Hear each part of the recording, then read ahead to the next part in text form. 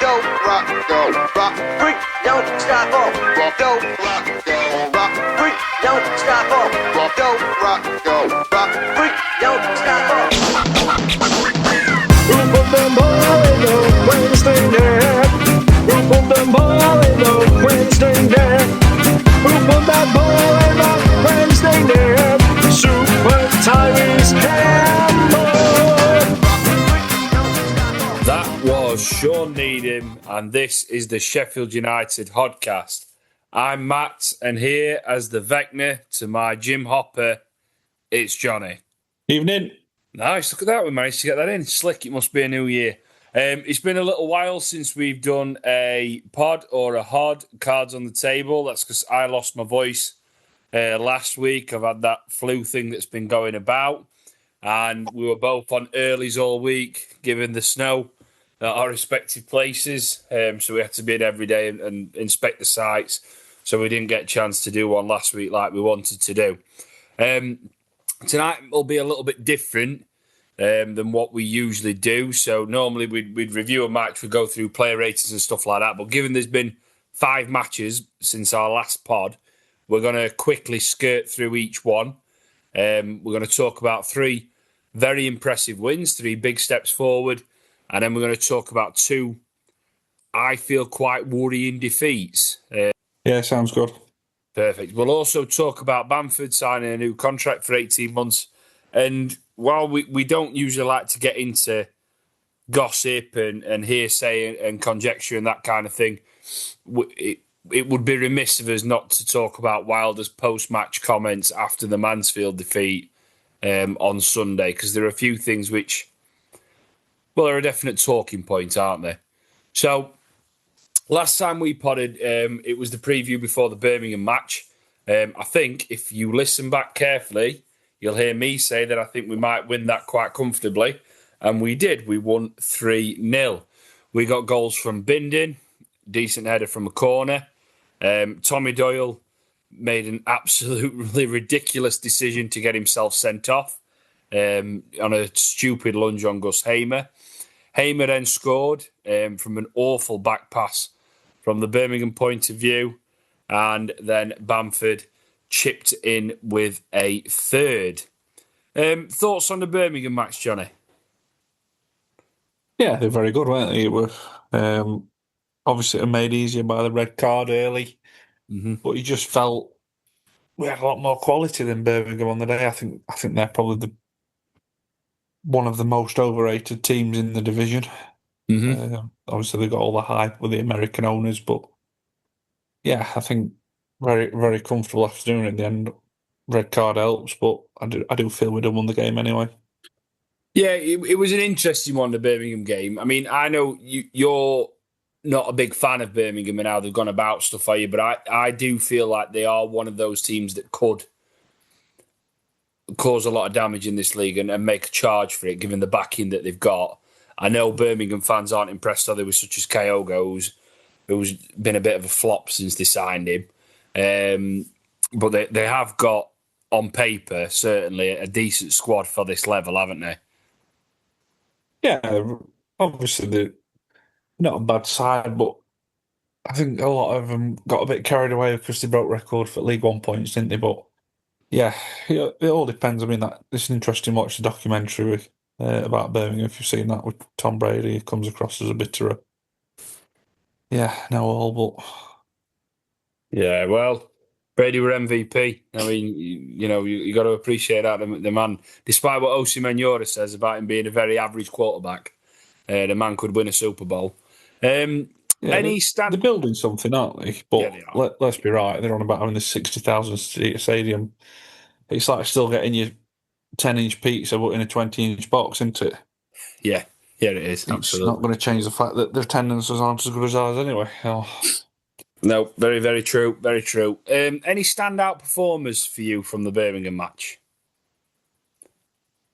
Putting you on the spot. It's that long ago, isn't it? I know. Looking back, obviously, Seriki and Brooks were decent again. Yeah, Brooks came on, didn't he, and was decent last off and put them under a lot of pressure. And Bindon had probably one of his best games, didn't he? Bindon was one of the ones who He's changed his mind, and we touched on it in the last pod. And he had a decent game. He looked solid against Mm. a side who was meant to be decent on paper. But yeah, Riederval Oh yeah, yeah. just oozes quality, didn't he? He does. He does. Radeval, great player, as you say. You can tell he's out the Ajax academy, can't you? With that little touch he does and the little bit of space he makes for himself every time. Obviously, it's another one who we're really pleased to get on a longer deal. Bamford had a very good game again. Yeah, And obviously, we'll talk about his contract extension a little bit later. But I thought he was excellent. McCallum had another good game. Arblaster got a start, didn't he? Which we didn't think he'd get. Hamer looked better, yeah, I felt, against Birmingham. It was one of his better performances this season because he has been underwhelming. I know friend of the pod, Mr. Starbuck, gave him 1 out of 10 on the Sheffield United Ways rating for the season. But I felt he had one of his better games, didn't he, against Birmingham? And obviously Callum O'Hare was really, really impressive. Any other thoughts on the Birmingham match before we talk about what happened on Boxing Day? no, it was just a nice thing to set us up for Christmas, weren't it? And yeah, we'll get into Boxing Day nicely.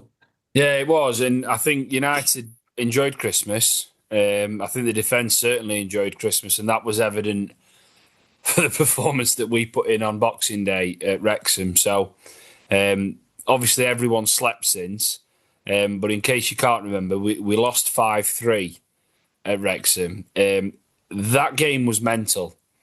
It genuinely was. It was attack v defence. It was like a basketball match. United just gave up defending. I think from the start, we just didn't bother. And it was, let's see how many we can score. So we took the lead, cracking goal from Bamford. Bamford was outstanding against Wrexham, scored 2 brilliant goals. Really, really good. United kind of raced into a 3-1 lead on the 24th minute and looked like we'd got this and that was it and it was sorted. But then your favourite person on the planet, Kiefer Moore, made it 3-2 just before half time. And then in the second half, we absolutely capitulated. Kiefer Moore put in a classic Kiefer Moore performance, bullied both Bindon and Tanganga, made them look absolutely appalling. And we ended up coming away losing 5-3. What was really interesting about that match, when you look at the expected goals, Wrexham only had 2.29, yet scored 5. We were 1.89, so we weren't a million miles away. You know, we had an equal share of possession. We weren't too far behind on corners, on shots and everything. We just were absolutely awful at the back. And I messaged Chris off of Den Blades in the second half because I'd stopped watching the last 5 minutes because I decided to watch Stranger Things. But I said it was the worst I've seen McCallum play all season. He had one of those nights where he was absolutely awful. I think he was at fault for possibly 2, if not 3 of the goals. He had an absolute mare. Wrexham got a soft penalty, didn't they, as well, late on, where was it Bindon got in a tangle of legs. But yeah, it was a bit of a night to forget. I mean, I think the only people really that had anything like a decent game were probably Bamford and O'Hare, weren't they? The rest were really poor. Any thoughts from you on the Wrexham match? Yeah, look, as you touched on it, we're a game of basketball. Yeah. The game management disappointed me. I mean, you go 1-0 up, concede straight away, which happens. But then you get into a position where you're 3-1 up and you're just thinking, we give a corner away and who's going to be best header at a ball? 6'5" player, nobody were marking him. He was absolutely free. And just put somebody on his toes and put big man marking him. It's not hard, is it? Game management were poor. I don't think we ever got to grips with. They played a 5 at the back and they played like a winger at left back and he got forward and I think I said to you at the time, what we should have done at half time was take Chong off and put Brooks on. It Yeah. just gives you more cover and it'd have helped Seriki out down that side. I mean, it doesn't excuse McCallum missing that header at back post. He just leaves it and gets out jumped by somebody smaller than him. And then after that, we look scrappy and like it was just going to happen, and it didn't. And rest of history, weren't it? Yeah, and it's an interesting point. Against a side as well who are poor. Oh, yeah. Yeah, I think it were four blades at the start of the Against a poor season. side as well. Yeah, no, I'm with you on that one, Johnny. I mean, Four Blades said at the start of the season that Wrexham side is like the Expendables in terms of they've signed players on big money who are older, and it's not a great side really for the division. They've got some big names, and they would have been good names a few years ago. Whereas now they're just big names and average championship players on big money. I mean, the Wrexham story we all know. If get Disney Plus if you want to watch it. It is impressive what they've achieved. But absolutely, that game was there for the taking. We should have beat Wrexham. But we should have had enough about us to see that match out. But too many people had an off day. And that was something that Wilder spoke about after the Mansfield game. But I felt that one in particular, the Wrexham match, the four at the back, Seriki going forward, incredible. I mean, Wrexham couldn't cope with him going forward, but he just didn't defend. And I think a lot of that, as you say, was down to Chong not giving him that cover that Brooks gives him. What was interesting is Chong started both matches. So he started the Birmingham match and started the Wrexham match. But then when we moved on, so after Wrexham, we went to Stoke away. Stoke, who'd had a bit of a hiding from us earlier on, we'd obviously spanked him at the lane 4-0. I thought Stoke would have been a lot more up for this, but I thought United, to be honest, this game kind of gets overshadowed by how dominant the result was against Birmingham and how dominant the result was against Leicester. Actually, the Stoke performance, we battered Stoke. We really did. I mean, RXG that night was 2.5. Stokes was 0.59. United won 2-1. Riedewald got his first goal. Tom Cannon scored. But I genuinely think if we'd have won 4-0 again, Stoke couldn't have complained. You mentioned game management with the Wrexham game. This was an example of game management, I felt, the Stoke match. I thought we were really, really impressive. I thought we bossed it. Samari, I don't know where he's been hiding that performance, but he looked a completely different player to the one who's been playing in previous matches, didn't he? He was really impressive as well. What are your thoughts on the Stoke match, Johnny? Yeah, I agree with you in terms of we controlled the game. First 70 minutes, it was really good performance, particularly away from home. I mean, first half we could have been 2 up at half time, and then obviously we scored 2 quick fire goals after half time and look in control. But my only worry is when we concede one and we're 2-0 up, we start to look shaky. Yeah. They changed their shape. They brought Pearson on, who I thought had a very good game for them. Good play. The red card, obviously, again in the last minute, just took sting out on it for them. But I do think they had a bit of momentum, but without really opening us up. They had a bit of play, didn't they? But again, they're not. I think we're a bit. We've turned into a bit of Stoke's bogey side because they're not. We've dealt with them fine over both games, haven't we? And they've been up there all season, so yeah. Well, I think Tanganga had one of his better games at Stoke. He did. actually led like he should do. Yeah. And yeah, I don't think Stoke will even be up there at the end of the season now, to be fair deal.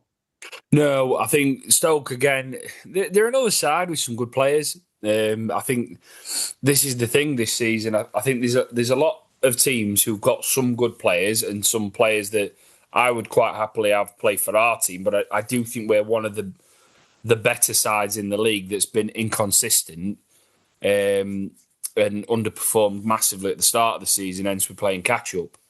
I mean, again, I messaged Chris as soon as Stoke had scored, and I just said how messy we looked at the back.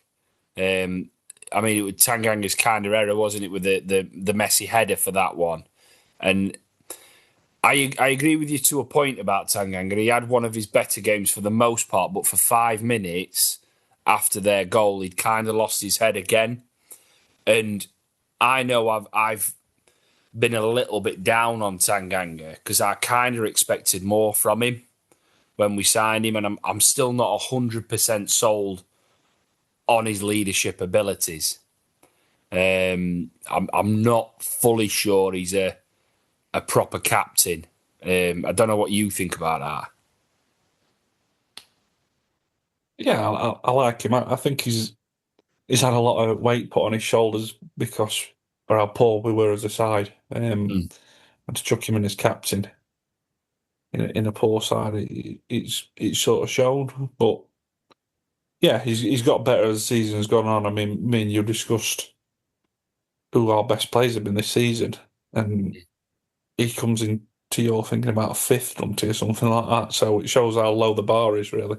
Oh yeah, absolutely. I mean, he's one of them, and I mean, I said to our number one fan, Glenn Kitchen, told you I'd give you a shout out on Christmas Day. I said I just can't make my mind up with Tanganga, and I know everyone has different opinions on a captain and what a captain offers you, and I don't think a captain will get you an extra 10 points a season or anything like that.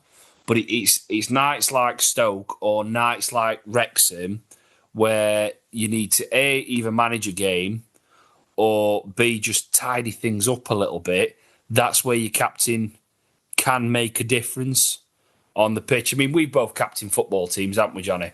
At various points. You know, you have a lot to do in terms of just almost managing on the field and coaching others and getting them into position. And it's not just rallying calls and being, you know, John Terry and sticking your chest out and kicking people for no reason to set an example. Quite often it can be the more quiet things of, you need to come across here. Right, you move that in there. No, look, now we're going to do this. You know, and you're talking and you're doing different plays all the time and you're running stuff. What are you going to say?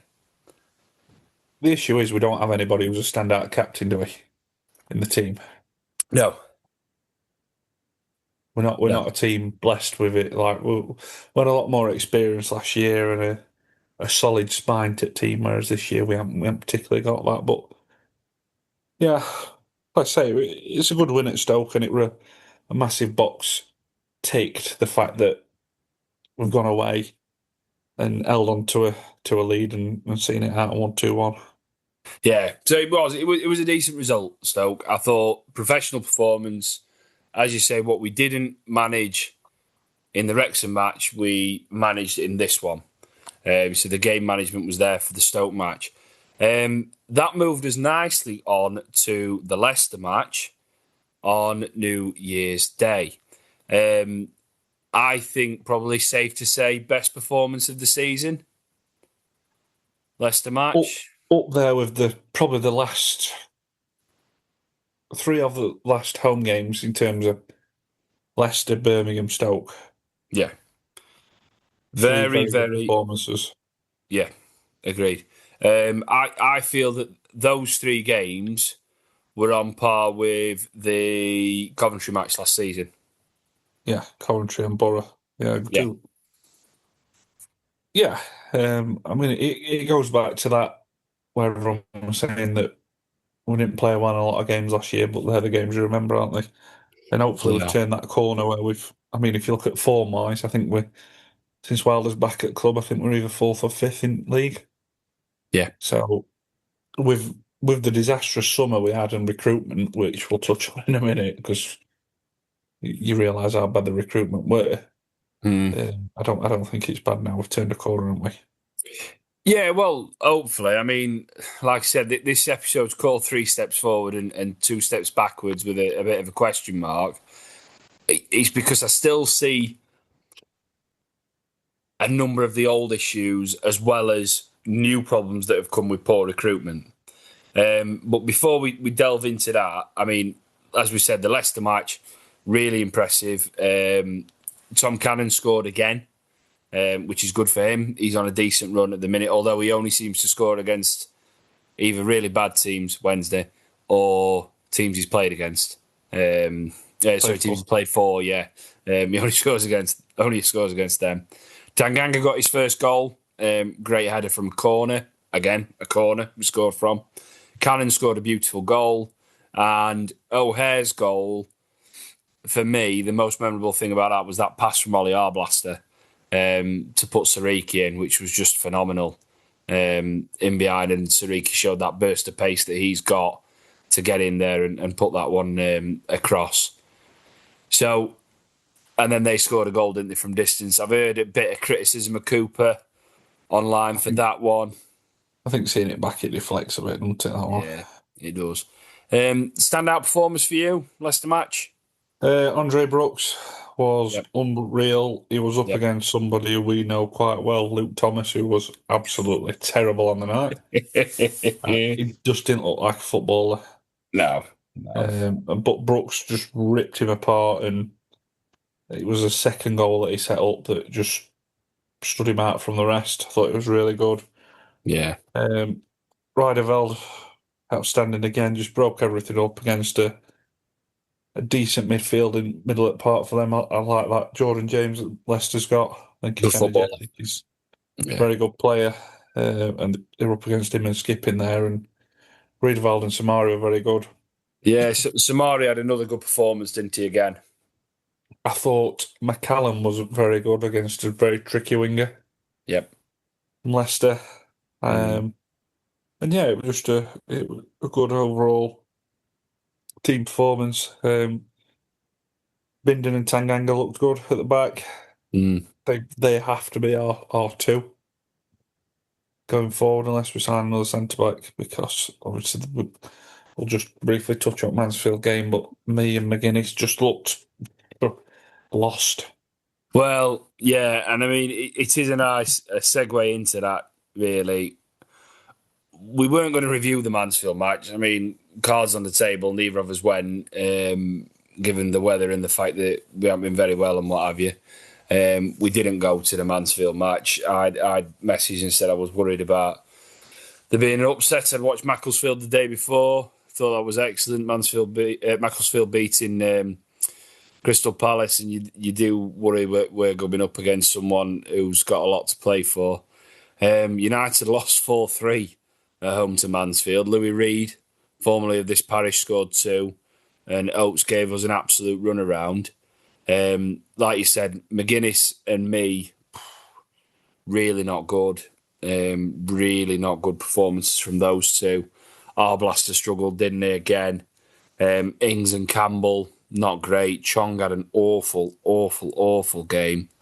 There was a lot to worry about, really, with that Mansfield performance. And Wilder was scathing in his criticism at the end of the match. He really went in on the players, and he picked out a few, didn't he? Which, well, we were talking about it, weren't we, this morning? So he singled out Brooks and Seriki, didn't he? Who was the other one he singled out? He named the 2 centre-halves as well. Well, he said the 2 centre-halves were bullied. Yeah. Which is not great by a League One player, is it? No. So he'd singled out the 2 centre-backs. Now, Ben Mee is coming back from injury, but looked like someone our age playing football. He looked leggy and just got bossed. McGuinness, I don't even think there's a player in there anymore. I think we need to ship him on.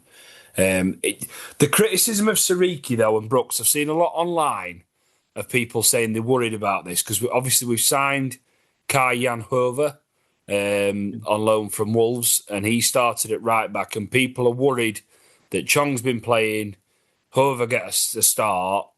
Wilder's been very quick to criticise Seriki and Brooks in the past and now. Do you think he's going to drop them both and play those 2 instead? Oh, I've said this for a bit that we'll be signing a right back in January, and when he comes about, he's offered Campbell and Hamer a new contract, and Brooks runs out at the same time, and he said Brooks is up to him to earn it. But what has Campbell and Hamer earned one at the minute? Obviously, No. Hamer, a good player, spent a lot of money, but has Campbell earned a contract this year? Is he exempt from criticism? Well, yeah. I mean, On the performances he's given, hmm, surely Brooks and Seriki should be given a bit of leeway. yeah. And me being a manager at that point, I would have said, them two came on, they weren't great, but they're allowed one pass because of how good they've been. They carried us a bit, Mm, but they need to step up again now and kick on mm. rather than just chucked them under the bus a bit, which I didn't get. I mean, I spoke to you about this morning, and I said rather than being alarmist, I mean, I am slightly worried because he has got form for dropping those two, and obviously the fact that Seriki didn't play and we persisted as we were doing, and we even had Matos playing right back at one point against Derby. I mean, that less said about that, the better. Um, I I wonder if he almost knows that those two can take the criticism, and it will be a motivating factor.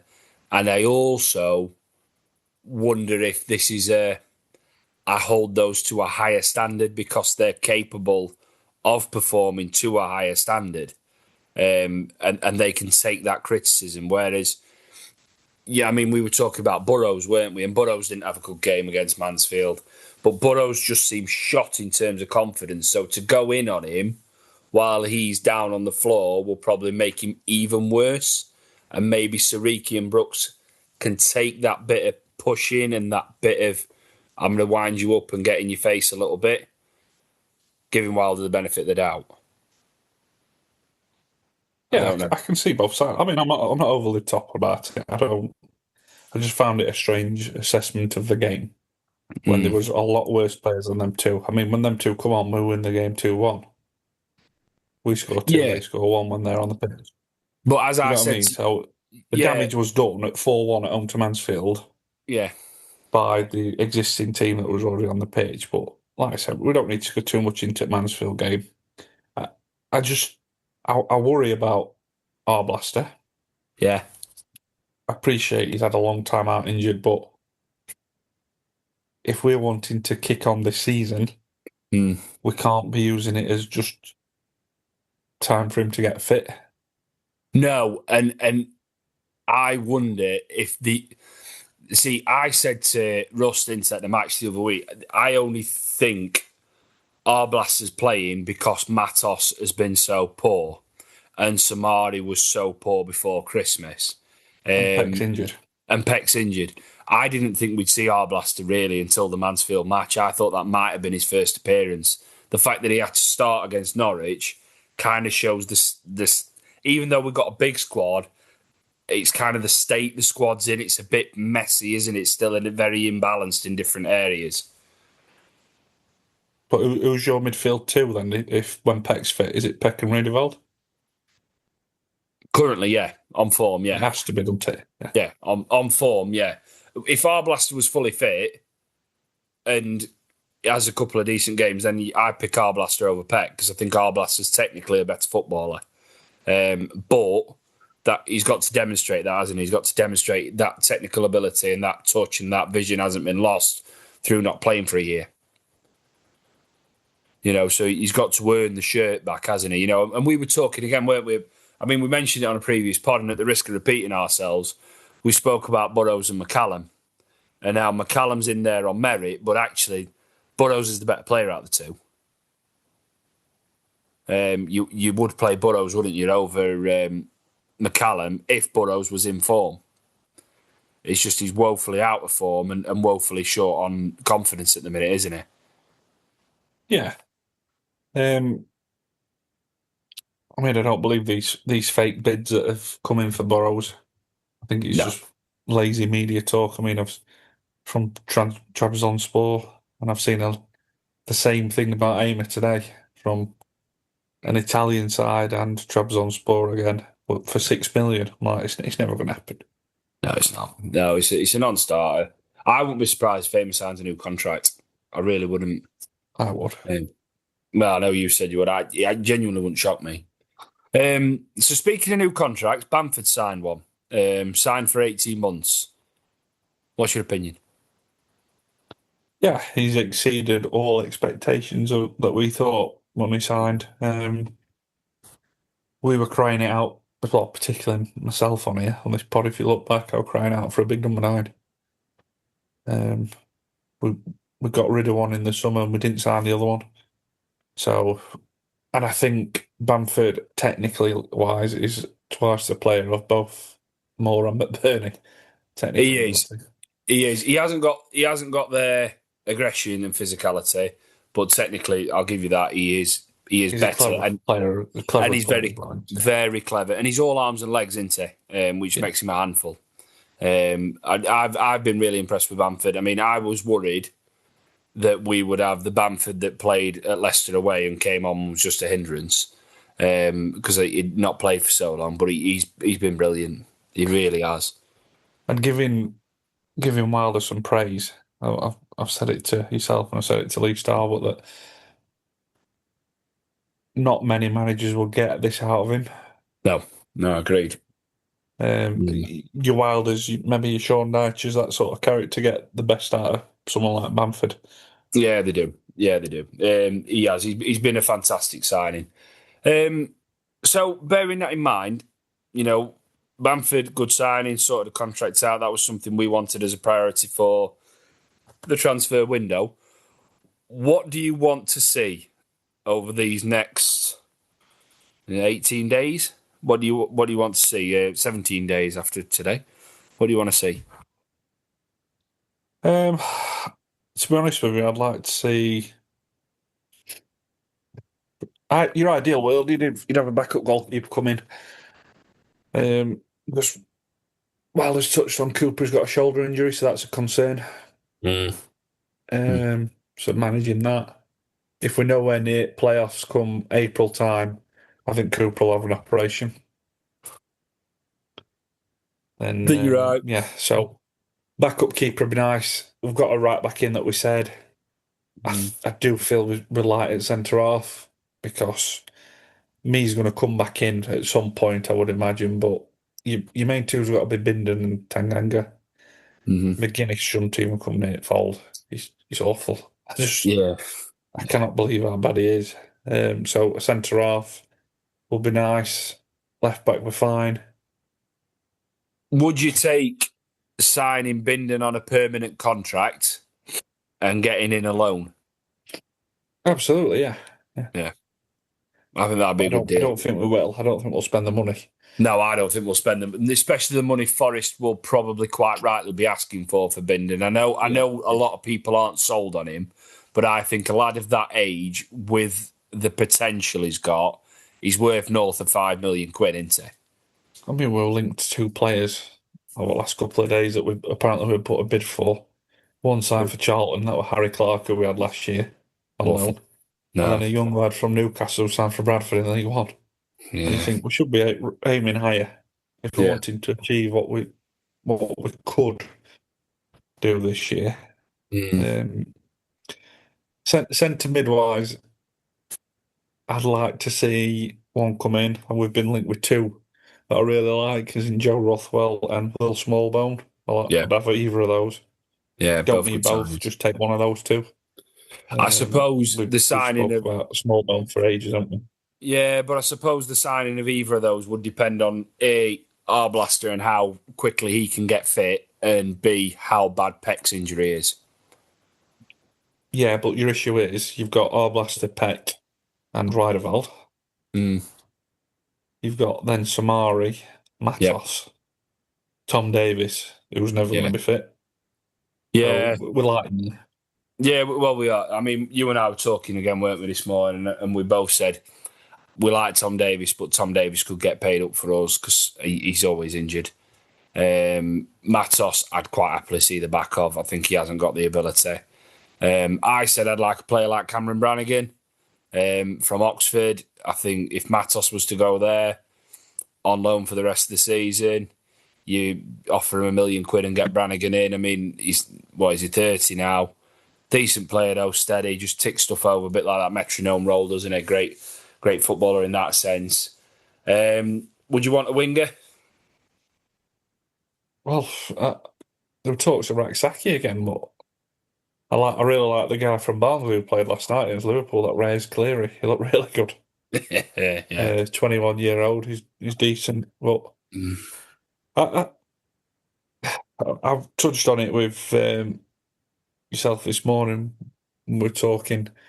I'd look at offload a couple of players, maybe offload Danny Ings, Shackleton, Matos, send back Ogbenny, and I'd be putting in a bid for Callum Wilson from West Ham. If we're serious about going up, he'd score goals at this level. 100%. I just think the wages Wilson would want to drop to us, I just can't see it. And I said It's to you, it's a loan. Yeah, but he's still a massive outlay for someone of that age. Well, Leicester's putting in a bid, apparently, and they've got financial restrictions, so it can't be that. Well, maybe. I mean, as I've said to you, I'd rather take the chance on someone like Ivanovic at Millwall, but again, you're going to have to spend. I mean, Sargent's probably out of our price range. We were talking about the lad at Plymouth, weren't we? As well, centre forward there. Falange. Yeah, that it's kind not of what thing. We need this year. We need somebody tried and tested. Yeah, and I do. This is going to sound ridiculous because Campbell's not really in form, and Cannon probably doesn't deserve this backing. But I think with Bamford, Cannon, and Campbell, if Campbell can find anything like last season's form, you've got 3 decent strikers there, which puts us in a better position than we have for previous years. Having 3 decent forwards, and winger wise, we've got Brooks, we've got Chong, we've got Haim, we've got O'Hare. You kind of feel quite well stacked there. It's the middle. The middle is the worrying part for me. Same as you, I think centre mid we could do with something. We probably could do with a goalkeeper if Cooper's going to be injured, and I do think we need backup at centre back because I think McGuinness is poor. Might be able to do a job as a backup, but it's worrying. I mean, he was playing okay till he got injured, but the weekend just looked like he's shot, didn't it? So yeah, I just feel centre mid, centre back, and then if you're serious, let's go for a quality striker because Ings hasn't fired like we were hoping maybe. I mean, I don't.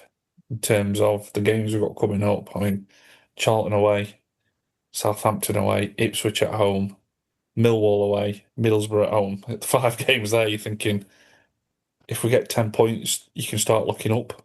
Yeah.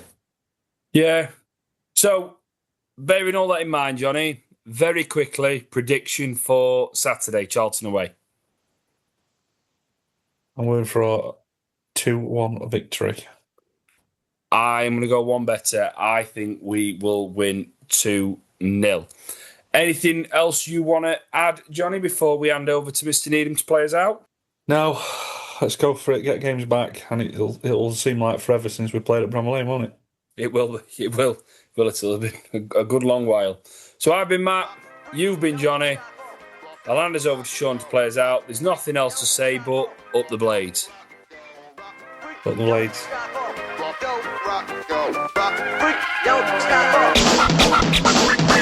Who put the ball in the Wednesday net?